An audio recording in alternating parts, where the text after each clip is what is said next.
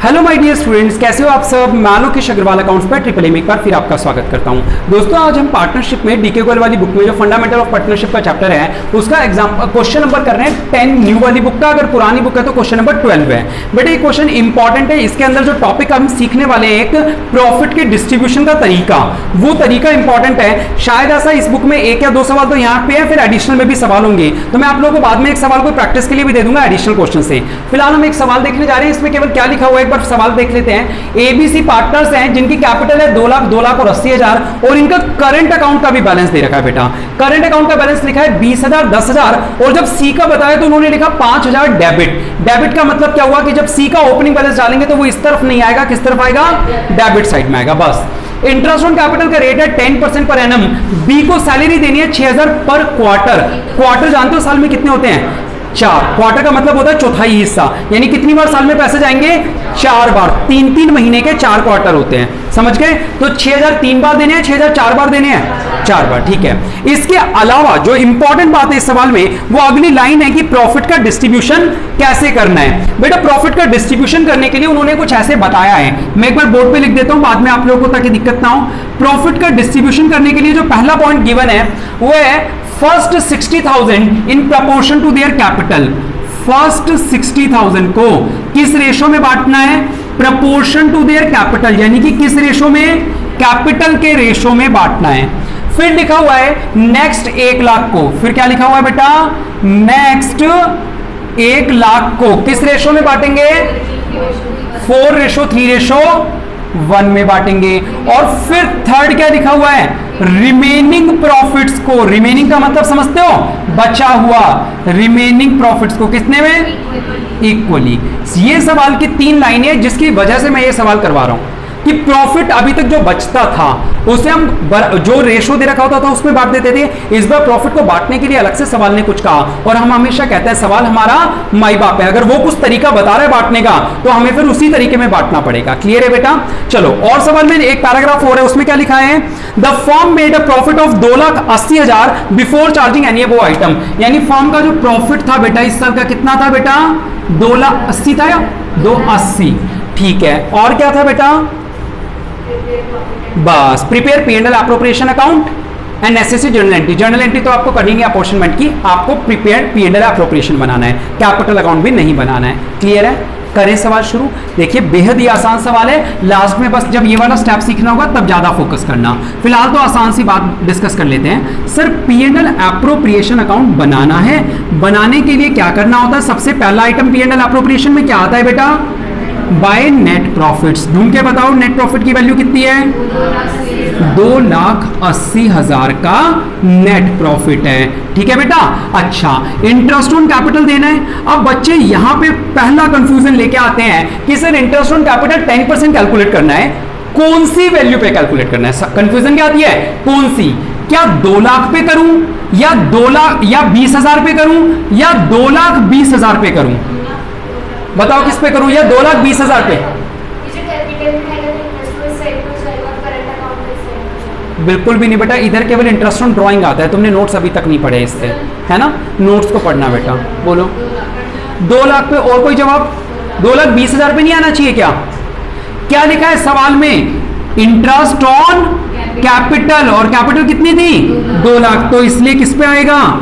2 लाख का 10% कितना हो जाएगा? 20,000। बी का फिर 2 लाख का 10% कितना हो गया? 20,000। फिर सी का 80,000 का 10% कितना हो गया? ठीक है। अगला काम क्या करना है? सैलरी देनी है बी को। टू बीज सैलरी कितनी देनी है? 6,000 पर क्वार्टर, यानी 6,000 इंटू 4 कितना आ गया? 24,000। बेटा यहां पे प्रॉफिट निकाला, ये 2,80,000 का टोटल था। यहां पे भी लिखेंगे 2,80,000 और माइनस कर देंगे 8 और 4 12 और 8 20। हासिल है कि 1 और 2 3 और 2 5 और 2 7 और 1 8। क्या 2,18,000 आएगा? क्या मेरी कैलकुलेशन सही है? सही है क्या? 2,18,000 दे रखा है क्या उन्होंने? नहीं दे रखा? कोई बात नहीं, चलो कोई बात नहीं, यही आ रहा होगा। कैलकुलेशन चेक कर लो एक बार।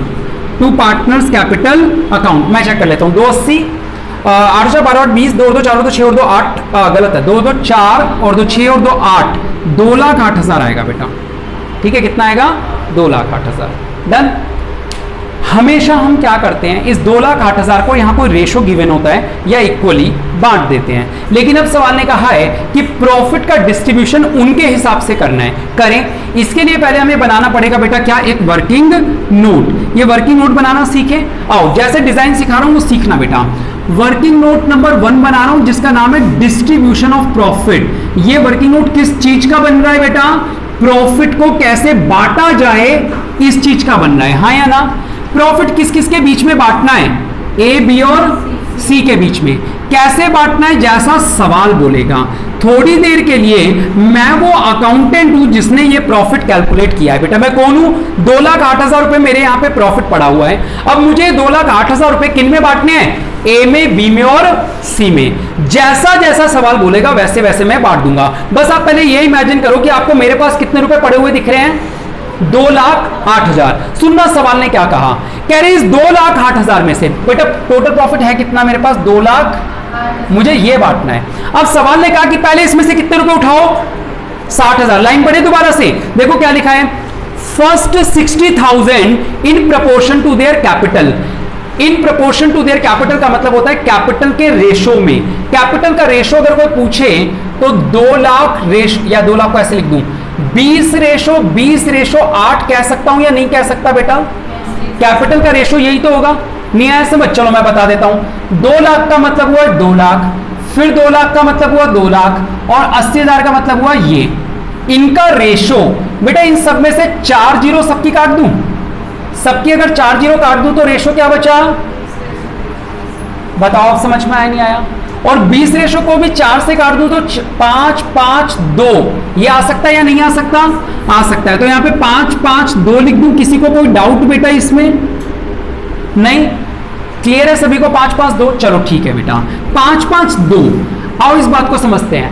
पहले 60,000 रुपए उठाओ, मैं अकाउंटेंट हूं, आप लोग पार्टनर्स और आपने मुझे आदेश दिया, क्या ऑर्डर दिया, पहले आप 60,000 रुपए उठाओ, फर्स्ट 60,000। मैंने कहा ये उठा लिया मैंने 60,000, मेरे हाथ में कितने रुपए अभी 60,000। इसको कैसे बांटो, कैपिटल के रेशो में। तो मैंने कहा ठीक है, फर्स्ट 60,000 को in capital ratio, capital ratio का मतलब 5:5:2, बांटना तो आता है अपन को, 12 से डिवाइड करो 5, 5 पंजे 25,000, 5 पंजे 25,000, 5 दूनी 10,000, बट गए 60,000 रुपए बेटा, बांट दिया तीनों को पैसा मैंने।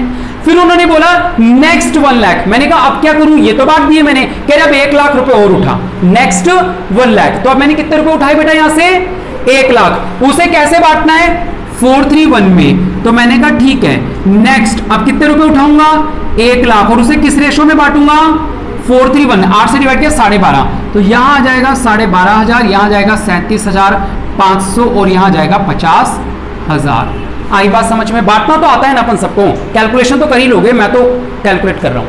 अब उसने क्या कहा, कह रहे अब जो बच गया उसे इक्वली बांट दो। बेटा बता सकते हो रिमेनिंग यानी बच गया, कितने बच गए, कैसे 8,000 बच गए बेटा, 2,08,000 रुपए पड़े थे यहां पे, पहले उठाए 60, फिर उठाए 1 लाख, तो अभी कितने रुपए बच गए, 48,000, हाँ या ना। तो रिमेनिंग का मतलब क्या हुआ बेटा, रिमेनिंग का मतलब जो पैसा बच गया, 2,08,000 थे, 60,000 पहले बांट दिए, 1 लाख बाद में बांट दिए, तो कितने रुपए बचे, 48,000। किस रेशो में बांट दो, इक्वली। तो 16,000 इसको दे दो, 16,000 इसको और 16,000 इसे।